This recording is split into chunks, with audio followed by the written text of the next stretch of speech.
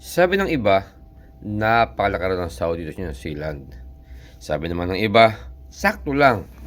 At sabi naman ng iba, napakalaki ng tax at gastos dito sa New Zealand. Ano nga ba ang totoo?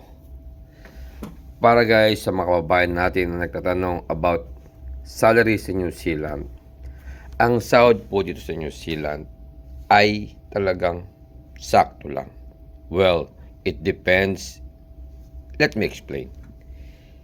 Para po sa ating mga kababayan na mga single o kaya ay hindi kasama ang pamilya dito sa New Zealand, ang sahod po na pakukuha nyo ay malaki. Lalo pa itong lalaki kung kayo po ay masipag mag-overtime. Bakit kamo?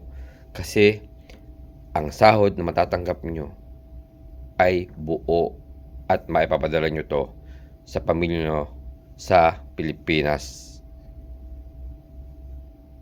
Para naman sa mga kababayan natin na may pamilya rito sa New Zealand, nandito na. Ang sahod po na natatanggap nila ay halos sakto lang at minsan ay kinukulang pa. Bakit kanyo? Dahil nga dollar din ang sinasahod nila dito, dollar din ang ginagastos nila at napakalaki po talaga ng cost of living dito sa New Zealand. Sana po ay maintindihan nyo to. Cheers guys!